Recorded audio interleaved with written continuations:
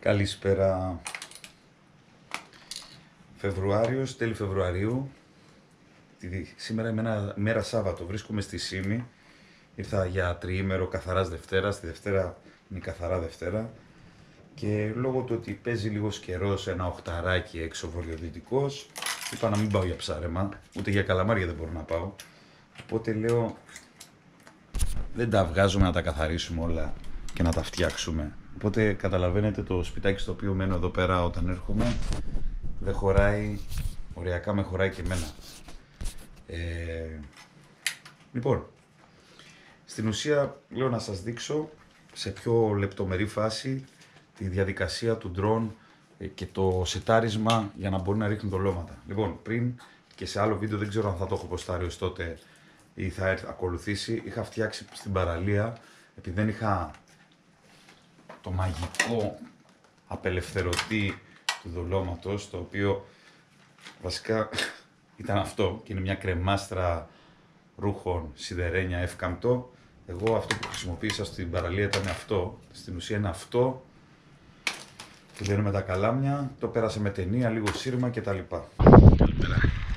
Είναι έτοιμο για να γίνει για heavy και να ρίχνει δολώματα, άρα πρέπει να το προετοιμάσουμε. Ποιο? Το κάνει. Έτσι όπως σκέφτηκα να το φτιάξω, θα το κάνω να κάνει. Θα πρέπει να το πλέξω. Ναι. Μη με στεναχωρείς, Γρηγόρη. Μην γίνεσαι μαύρη χείρα, Γρηγόρη. Θα προσπαθήσω να το κάνω, θα ψαρέψουμε. Γρηγόρη, πες μου πώς με λένε. Πες μου το όνομά μου. Αυτός είναι που θα τα καταφέρει. Δεν υπάρχει περίπτωση, αν θέλουμε κάτι, να μην το κάνουμε. Και αυτό που θέλουμε είναι να ρίξουμε με τον drone. Πολύ εύκαμπτο. Το χειρότερο δεν είναι ότι είναι εύκαμπτο. Το χειρότερο είναι ότι δεν βρίσκω τα εργαλεία μου. Ευχαριστώ πολύ για το τίποτα. Είχε και πιο χοντρό. Ξέρω και έντοιμα, δεν μου λέγει η μαμά μου. Στέφανε, μη φοράς τις γόβες. Σταμάτα να κεντάς πια. Είδες τελικά που βγήκε κάτι. Το είπε σπίτι, είχα κρεμάστρες. Είχα ρε και εγώ σπίτι κρεμάστρα. Πού να ξέρω ότι είναι πλαστικές οι κρεμάστρες της γυναίκας μου. Γαμώ το, δεν έχει παγορευτεί το πλαστικό, δεν τα ξέρει αυτά. Νιώθω blessed, γιατί νομίζω ότι μπορώ να τα καταφέρω.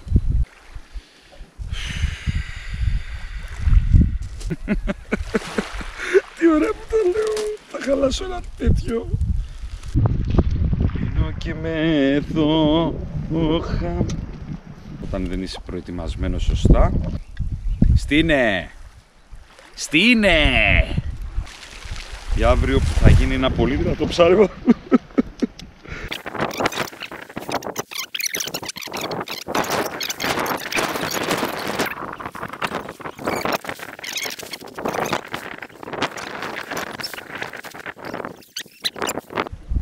Έχω ματώσει.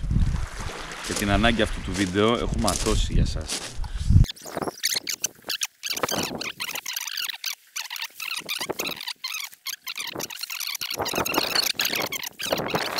Λοιπόν, το έχουμε φτιάξει αυτό. Τώρα τι έχουμε κάνει εδώ? Στην ουσία ένα αναπνευστήρα. Όχι, ένα τεράστιο αγκίστρι.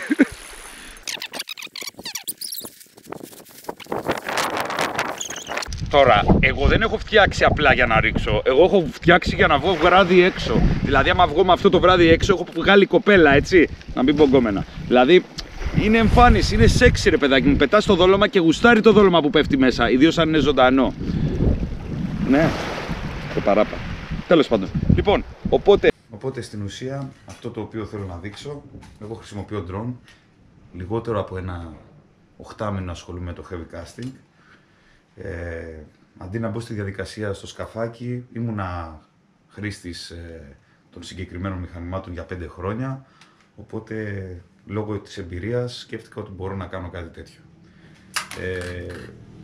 Χρησιμοποιώ το drone, το συγκεκριμένο είναι το δεύτερο μου, βασικά το τρίτο μου, έχω 3, το ένα Θεός συγχωρέσει το βρίσκεται στα 50 μέτρα βάθος σε ένα σημείο της Ρόδου.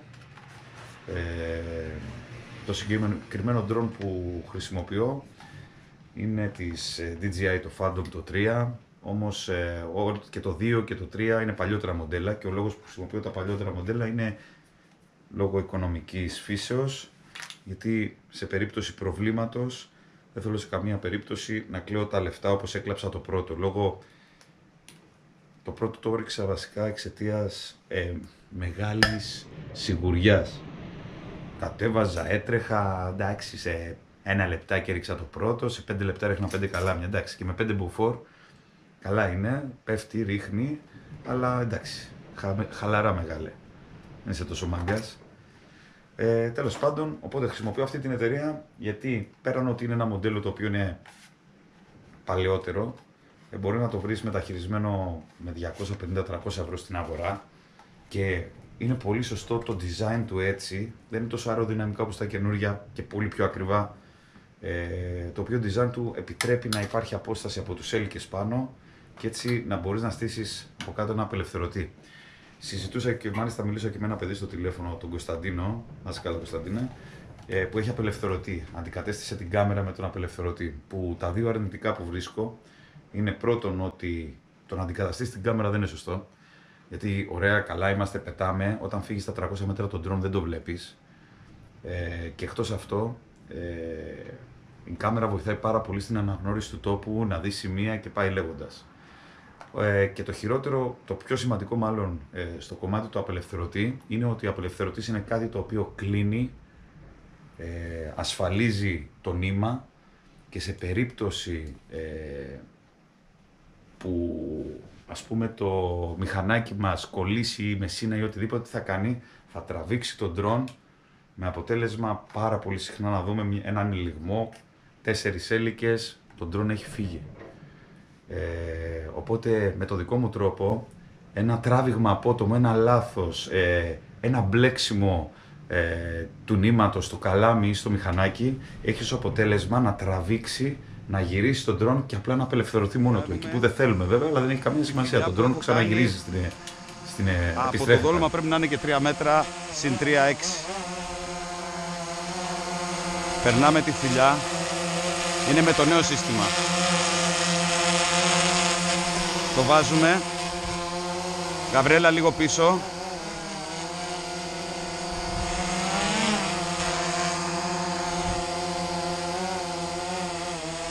Εγώ τώρα έχω χόρτα εδώ κάτω.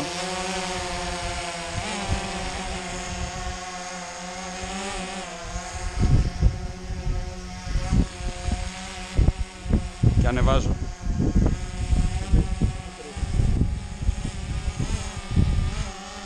Λοιπόν, όπως βλέπετε το έχω ανεβάσει πάνω από 10 μέτρα από την επιφάνεια της θάλασσας και φεύγω σχετικά γρήγορα.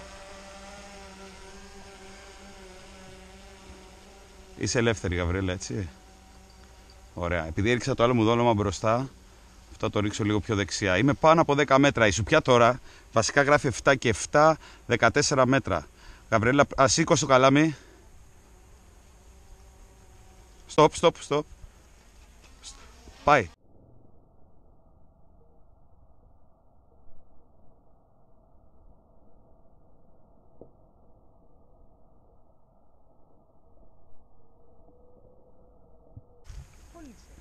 Άστο. Λοιπόν, όπως είδατε, αυτό είναι μια αποτυχημένη προσπάθεια. Θα το βάλω. Τι γίνεται όταν μπλεχτεί, Αυτό ήταν μπλέξιμο καρουλιού. Και είδατε τι έγινε, αυτό που έλεγα και στη θεωρία. Συμβαίνει, 1 στις 10 μπορεί να συμβεί. Εκείνη τη στιγμή απλά σταματάς να αναπνέεις. Και μετά ξαναναπνέεις, δεν είναι τίποτα. Μετά ξαναναπνέεις, δηλαδή στην ουσία αυτή η στιγμή ήταν μια στιγμή καλή για την αρτηριακή πίεση. Άλλοι θα μπορούσαν να πάθουν καρδιά, εμείς απλά είναι σαν να κάναμε ένα κατοστάρι γρήγορα. Οπότε τα κυρίως θετικά που θα έλεγα, τα θετικά τα οποία έναντι ενός σκάφους είναι ότι καταρχάς με μισά χρήματα και ίσως και λιγότερα μπορούμε να πάρουμε ένα drone, το οποίο έχω ακούσει πολλές φορές το σκάφος χάθηκε, χάνεται με το GPS, δεν ξέρω τι, έχει και αυτό τον κίνδυνό του, αλλά το άλλο νομίζω έχει περισσότερα μειονεκτήματα. Έχεις κύμα, πρέπει να βραχείς, αυτό φεύγεις και με 5 μποφρό πετάμε, έτσι. Τώρα αν η μπαταρία εμφανίσει κανένα error και τα λοιπά, αυτά είναι θέματα μέσα στο πρόγραμμα. Εμένα δεν μου τύχει, μου βγάζει κανένα error και σου λέει προσγειώνομαι. Πατάς το κουμπάκι, του λες μην προσγειωθείς και έλα πίσω. Οπότε πάμε να δούμε τι κάνουμε.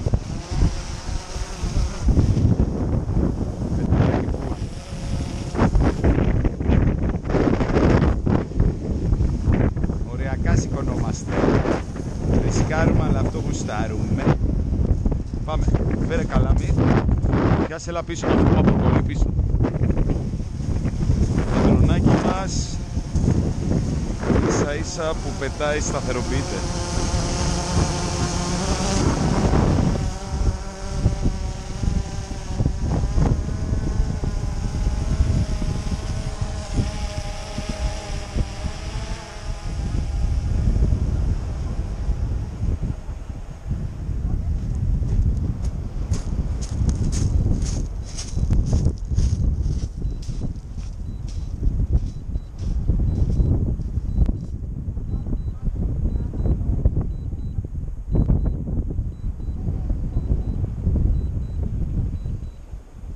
Μόλις μου ζητάει ότι θα προσγειωθεί,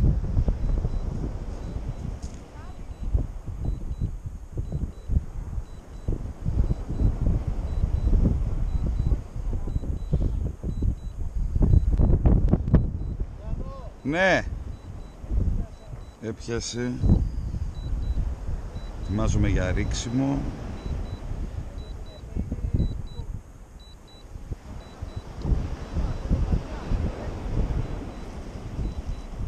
Και πάμε πίσω.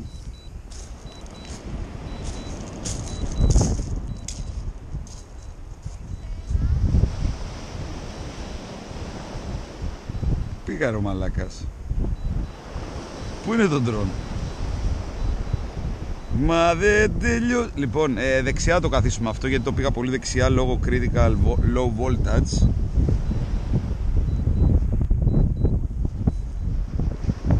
Έλα πίσω εσύ. Προσγειώσου γλυκά. Όπα, ήρεμα, ήρεμα, γιατί?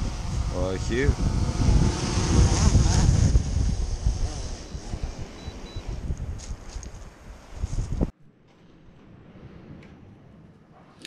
Λοιπόν, άρα η λογική είναι θα φτιάξουμε κάτι το οποίο από αυτό θα μπορούμε να κρεμάμε, όπως είπαμε, μία θηλιά ή μάλλον να το πω αλλιώς το παραμαλό μας. Τι χρειαζόμαστε? Μία μεσινούλα της τάξεως, λέω τώρα, όχι κάτω από 25-26. Για ποιο λόγο το λέω? Γιατί, εντάξει, αντέχουνε, αλλά και το πώς θα δέσει πάνω στη μάνα, γιατί αυτή η μεσίνα θα δέσει πάνω στη μάνα, ώστε δεν θέλουμε να σύρεται πάνω κάτω, και εκτός αυτό να αντέχει και λίγο, δεν είναι κακό, πάθουμε τίποτα. Εγώ χρησιμοποιώ μια 30 συνήθως, 28. Λοιπόν, οπότε στην ουσία τι κάνουμε? Πιάνουμε, ας θεωρήσουμε ότι αυτή είναι η μάνα. Πιάνουμε ένα κομμάτι μεσίνα, το οποίο διπλαρώνω εδώ πέρα, κάνω διπλό, πάω πάνω στη μάνα, κάνω ένα κυκλάκι, τσακιστή πως τη λένε, και περνάω από μέσα 3 φορές. 1, 2, 3. Τσακ, σαλιώνουμε και λίγο. Το περνάω, το σφίγγω. Πιάνουμε τις δύο άκρες. Όπως θέλετε, με εργαλείο, εγώ δεν με νοιάζει. Κάνουμε αυτό και σφίξαμε.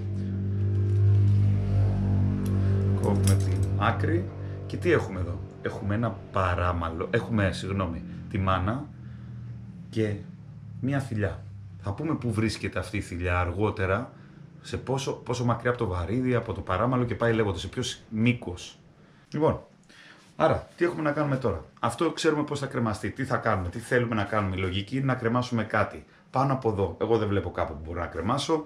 Η ιδέα ήταν, όχι δικιά μου, η ιδέα ήταν σε Αμερική, σε κανάλι της Αμερικής πριν 1-2 χρόνια το έχω δει, που το φτιάχνει και ένας μάγκας. Εγώ το πιο κοντινό σε αυτό που κάνει ο άνθρωπος στην Αμερική είναι μια κρεμάστρα, που στην ουσία είναι εύκαμπτη. Έλα μωρέ ξύπνα. Λοιπόν, την φτιάχνω εγώ τώρα έτσι όπως θέλω, μια κρεμάστρα εύκαμπτη. Κοίτα πόσο εύκολο, με τη μία έγινε. Δηλαδή, μύτη και ένα πι. Στην ουσία, εμείς θέλουμε να σχηματίσουμε ένα πι. Για ποιο λόγο το πι? Η λογική είναι ότι αυτό θα βγαίνει μπροστά και εδώ στα κάτω μέρη θα δέσουμε αυτό.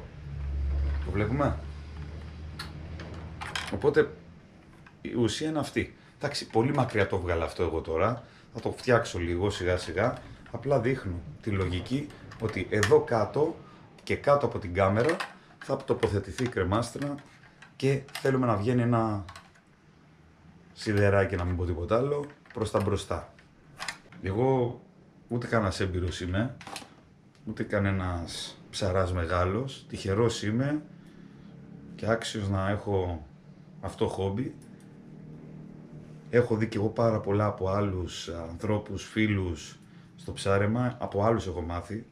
Δεν το ξεκίνησε κανείς μόνος του και αν το ξεκινήσει μαγιά μεγάλη και ωραία, οπότε μοιραζόμαστε για να γλιτώνουμε χρόνο όλοι. Όπως ο Ζάβρας, το παιδί, πραγματικά με βοήθησε 3-4 χρόνια να κερδίσω από τις δικές του συμβουλές, γιατί τα ίδια λάθη σίγουρα θα τα έκανα όλα διαφορετικά, όπως και πάρα πολλοί από εμάς.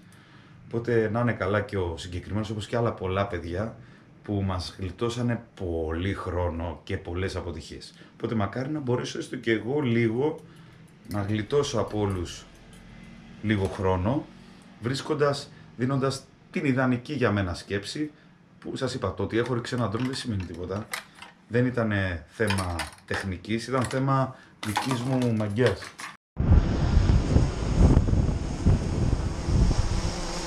Πισάει λίγο.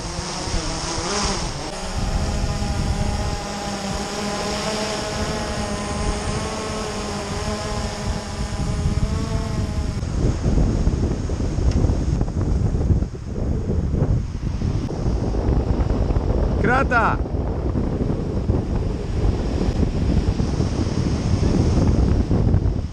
Μόλις χάσαμε τον ντρόν. Έχασε τον ντρόν, έπεσε στο νερό.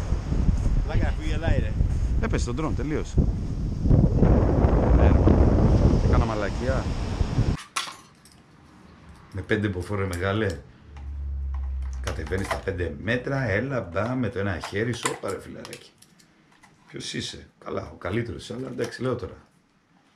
Οπότε καλά να πάθεις, τώρα ρίχνεις ξανά σαν, να μην πω πώς ρίχνω, σαν κοριτσάκι ρίχνω. Και καρδιοχτύπια. Δεν πειράζει, έτσι να μαθαίνουμε ξανά, να μην το ξανακάνουμε. Λοιπόν, στην ουσία τώρα εγώ έχω φτιάξει μοναδικά εδώ πέρα ένα πι με ένα κεφάλι. Θα κόψω εδώ τα σίδερα. Λοιπόν, πάμε. Μάνα πρέπει το κάνε. Χαλί. Ρε, γιατί δεν της κλειστώ το καπάκι από εδώ? Τώρα το είδα. Τι είχε αυτό το ντρόν? Μάνα. Είναι, το έχω ανάποδα.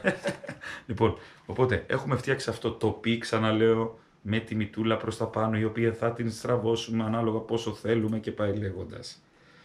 Εδώ τώρα θέλει λίγο παιχνίδι.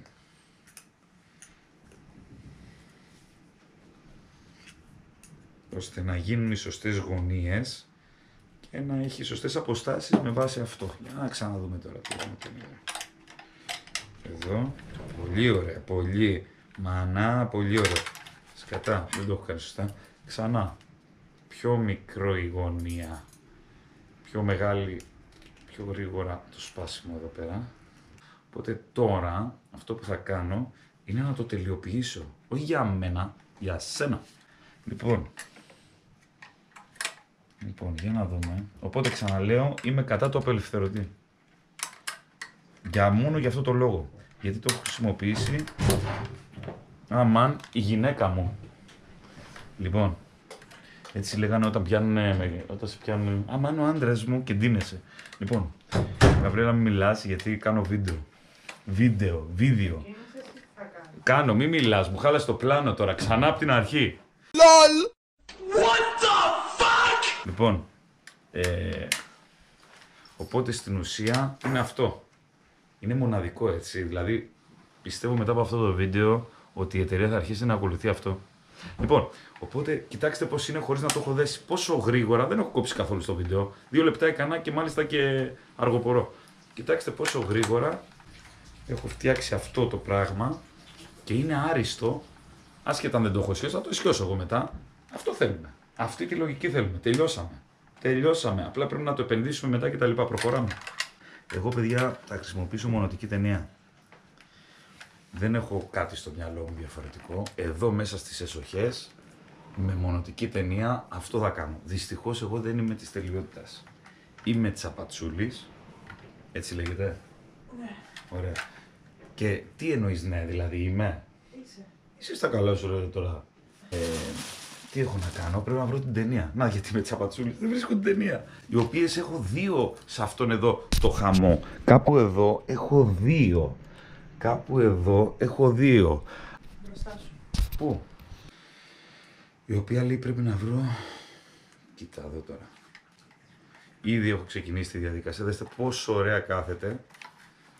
Και ακόμα και αν δεν καθόταν, δεν πειράζει. Με αρκετές, 1 ευρώ κάνει. Ούτε. 70 λεπτά κάνει μια τέτοια ταινία. Είναι μονοτική, είναι του ίδιου χρώματος και είναι άριστη. Το άλλο drone 1 χρόνο πριν κάνει τη βουτιά στο σκοτάδι.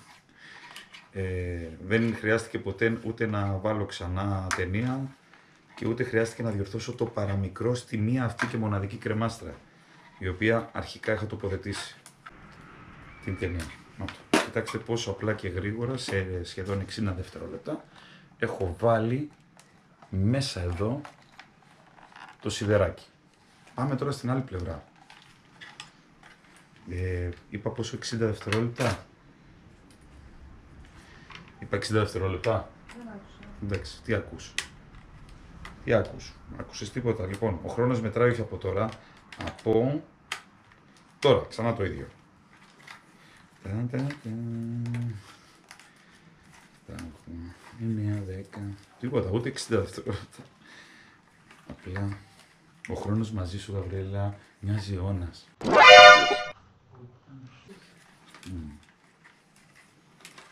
Λοιπόν, αύριο έχει 5 μποφόρ.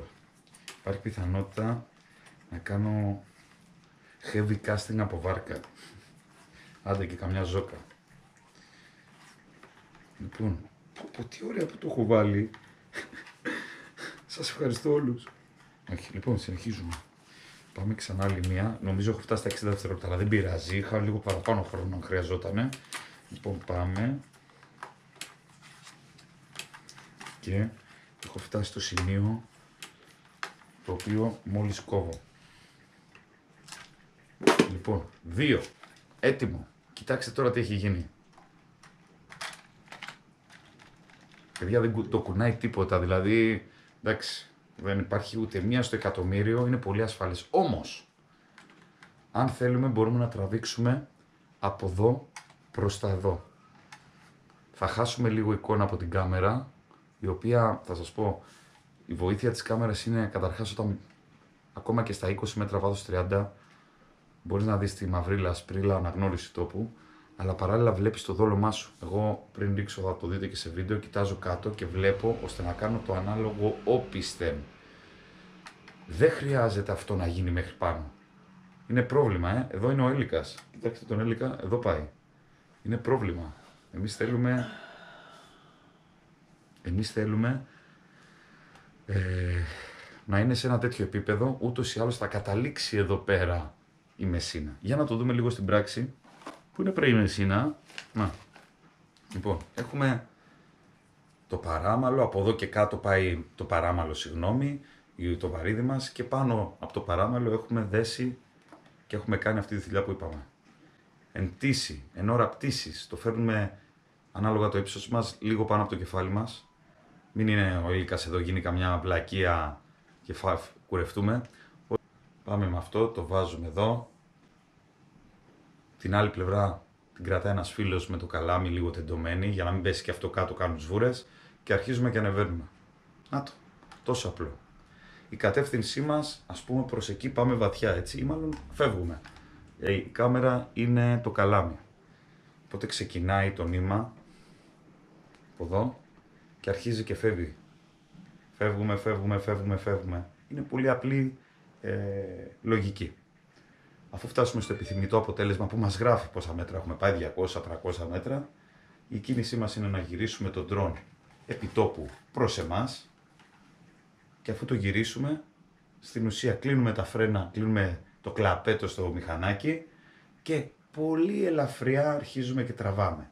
Ενώ αν θέλουμε μπορούμε να το βοηθήσουμε κάνοντας ελαφριά κίνηση προς τα πίσω. Δέστε, παπ, είναι απίστευτο, χωρίς να τραβήξω. Μοναδικό, θα συγκινηθώ, χωρίς να κουνήσω καν. Δέστε, μοναδικό. Απλά και εύκολα φεύγει, τελείωσε. Είναι παιχνιδάκι. Τι γίνεται τώρα, αν εμείς φεύγει το drone,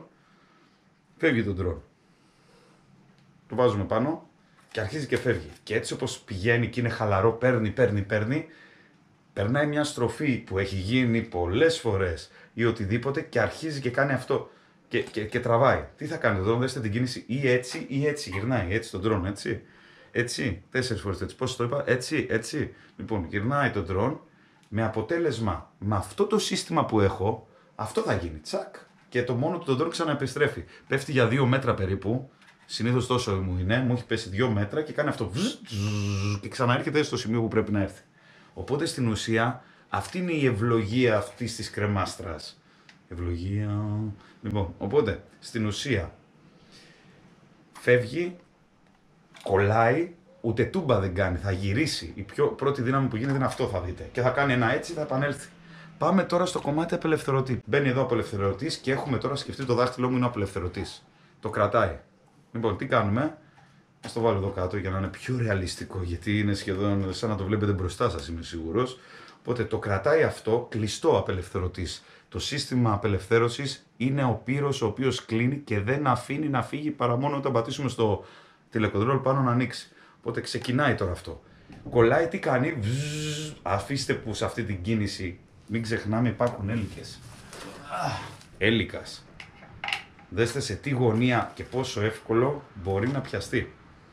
Οπότε, άμα μπλεχτεί, ο απελευθερωτής δεν το αφήνει, θα κάνουμε τούμπες, ξέρετε πώς θα φύγει κάτω, σαν κουβάρι. Δεν μου έχει τύχει, αλλά είναι πολύ λογικό αυτό που λέω. Οπότε, να είναι αρνητικό του απελευθερωτή. Πολύ σημαντικά tips γρήγορα και θα δούμε αργότερα πώς γίνεται όλο αυτό. Σημαντικά σημεία. Όταν το ρίχνεις μόνος σου, εντάξει, είναι λίγο πιο επίφοβο, θέλει μια βοήθεια. Το καλάμι, θα φτιάξω ένα γρήγορο καλάμι. Αυτό είναι το καλάμι το οποίο ξεκινάμε να φύγουμε. Ας θεωρήσουμε ότι εδώ πέρα είναι το σημείο, είναι το κλασικό αυτό στήσιμο που όπως είπαμε το δείχνει και ο συνάδελφος. Αστειρώμαι. Βάζω βαριδάκι, εγώ τα κάνω πάντα με ταινία. Εντάξει, αυτό δεν το μάθα από εκεί, το ξέρα. Πάντα με ταινία και ο λόγος που βάζω την ταινιούλα αυτή, την πλαστική, όχι μόνο για να σπρίσω γιατί όντως είναι θετικό, αλλά γιατί και οποιοδήποτε σύρσιμο είναι πιο, ο θόρυβος κάτω στο βυθό είναι πιο λογικός, πιο ελαφρύς. Θα ακουστεί, το παραμικρό ακούγεται στο βυθό. Οπότε από το στριφτάρι μέχρι το πρώτο μου και τελευταίο μου αγκίστρι, εγώ maximum 2,5 μέτρα είμαι. 2 μέτρα, 1,5 μέτρο. Τόσο θέλω να ανεβάσω το δόλωμά μου. Μπορώ να πάω και 3, αλλά εκεί παίζω. Άρα, από εδώ θεωρούμε και κάτω, ξεκινά ένα παράμαλο, όπως θέλετε πέστε το οποίο φτάνει σχεδόν 2,5 μέτρα. Άρα είναι λογικό ότι από εδώ και πάνω και εκεί που θα γίνει η θηλιά θα κρέμεται από το αεροπλανάκι, από το drone. Άρα, αν είναι 2 μέτρα πάνω από το βαρύδι και έχω και παράμαλο 3 μέτρα, είμαι 5 μέτρα. Πολύ ωραία. Προσπαθούμε εκεί που θα βάλουμε τη θηλιά να μην είναι πολύ κοντά στο βαρύδι. Και γενικότερα να έχει μεγάλη απόσταση, γιατί τον drone όταν φεύγουμε δεν το πετάμε στα 5 μέτρα. Το πετάμε στα 10-12, αυτό είναι το όριο ασφαλείας, τουλάχιστον. Το 10 είναι το minimum για μένα. 12-13 μέτρα. Άρα όταν πάμε κάτι 12-13 μέτρα και πάμε να το ελευθερώσουμε και από κάτω είναι 10 μέτρα ύψος, συν 5 μέτρα, μείον 5 μέτρα το παράμαλό μας μαζί με τη θηλιά, θα πέσει από τα 5 μέτρα. Αν είναι νοπόκαλος, αν είναι ζωντανό, το ζωντανό δεν θα λέγεται ζωντανό. Οπότε... Παναλαμβάνω. Εδώ. Όχι πολύ πίσω. Ανέβασμα κάθετα, το καλάμι πίσω. Πίσω πάντα από τον drone για να κρατάει αυτή τη γραμμή εδώ κάτω. Ανεβαίνουμε 6-7 μέτρα τουλάχιστον αφού ανεβεί το Δέστε παράμαλο, 2,5 μέτρα. Φεύγουμε!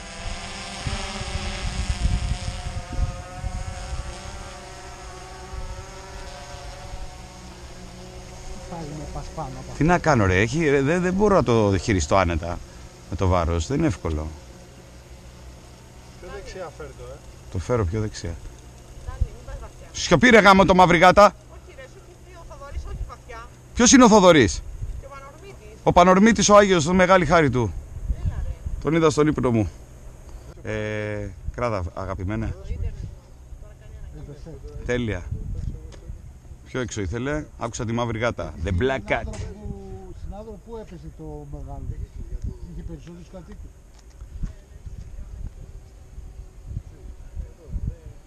Ετοιμάζουμε και τα άλλα. 2 γιατί έχουμε με 4 είμαστε. Λίγο η Σμέρνα, λίγο το ψάρι που χάθηκε.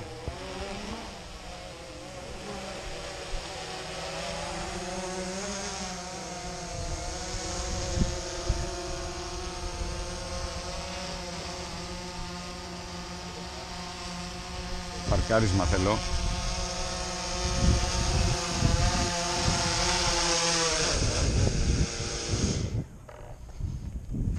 Ευχαριστώ. Του μιλάω, του λέω ευχαριστώ. Να κάνουμε την θηλιά, την οποία για κάποιο λόγο δεν ξέρω γιατί, θα την ξαναδείξω πολύ γρήγορα. Κόβουμε μια 30, κάνουμε, τη διπλαρώνουμε και αφού τη διπλαρώσουμε επιλέγουμε την απόσταση από το μολύβι μας και γενικότερα την απόσταση από το δόλωμά μας, που εγώ προτείνω ξανά και λέω να είναι τουλάχιστον συνολικά πάνω από 5 μέτρα. 5 μέτρα είναι μια χαρά. Και 6 μπορούμε. 3 φορές σάλιωμα, γιατί είναι και ερωτικό, και μετά σφίγγουμε καλά. Γιατί αν δεν το σφίξουμε καλά, αυτό είναι ένας κόμπος που παίζει πάνω. Οπότε θα το κρεμάζουμε και θα καταλήξει κάτω. Οπότε το σφίγγουμε καλά και. Οπα, παραλίγο. Παραλίγο 2. Λοιπόν, και μόλις έχουμε κάνει τη θηλίτσα μας, δεν πειράζει, μικρή, μεγάλη. Τώρα τι κάνουμε? Πετάει το ελικοπτεράκι. Την περνάμε εδώ. Έτσι κάνουν τα ελικόπτερα. Και ανεβαίνει και φεύγει. Πετάμε. Και πάμε το δολωματάκι μέσα. Σημαντικά tips ξαναλέω. Πέραν από αυτό που έχουμε φτιάξει εδώ.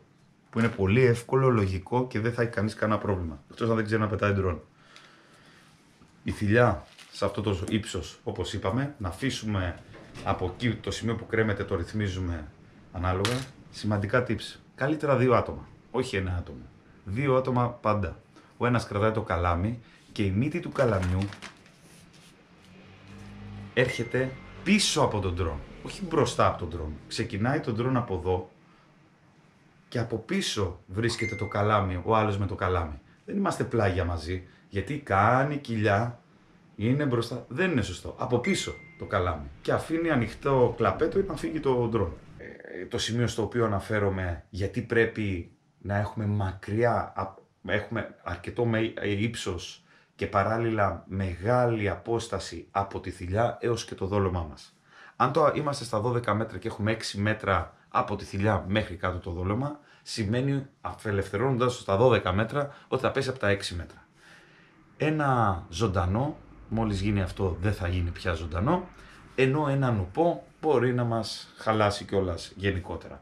Οπότε κατεβαίνουμε και λίγο, δεν είναι κακό να κατεβούμε στα 8 μέτρα και μετά να αρχίσουμε να απελευθερώνουμε. Ή το καλύτερο, ας έχουμε 8 μέτρα τη θελιά πάνω από το δόλωμα, έτσι ώστε πετώντας τα 10 και γυρνώντας χωρίς να χρειαστεί να κατεβούμε ούτε λίγο ή οτιδήποτε, αν και εγώ δεν σας κρύβω, το ρίχνω και από τα 5 μέτρα. Επίσης, φεύγοντας και ταξιδεύοντας στον ντρόν, η ταχύτητα, λέμε προσεκτικά να πάμε. Ναι, αλλά εδώ υπάρχει ένα θέμα. Όταν θέλουμε να κάνουμε μια βολή στα 100-200 μέτρα, σιγά σιγά να πάμε όλα καλά. Όμως, σιγά σιγά σημαίνει ότι η κοιλιά που κάνει το νήμα θα είναι μεγαλύτερη, με αποτέλεσμα το νήμα να αγγίξει τη θάλασσα εννοείται. Έχω κάνει βολή στα 350 μέτρα και το νήμα δεν άγγιξε ποτέ κάτω. Αλλά η λογική είναι πάμε λίγο γρήγορα αν θέλουμε να πάμε σε πολύ μακρινές βολές, έτσι ώστε το νήμα να μην αγγίξει το μεγαλύτερο του μήκος στο νερό, με αποτέλεσμα να έχουμε πολύ τράβηγμα προς τα πίσω, πολύ αντίσταση. Οπότε δεν προτείνω να φύγουμε με 1 μίλι, φεύγουμε ένα γρήγορο, δεν υπάρχει πρόβλημα. Δεν υπάρχει κανένα άγχος από τη στιγμή που σας είπα που δεν έχουμε τον μηχανικό απελευθερωτή, ο οποίος λοκάρει, κλείνει και δεν αφήνει. Γιατί και κάτι να γίνει με ένα σχετικά γρήγορο, με μια γρήγορη ταχύτητα, το drone θα μας το αφήσει. Μου έχει τύχει 50 φορές να μου μπλεχτεί λίγο, 50 όχι, 30 ξέρω.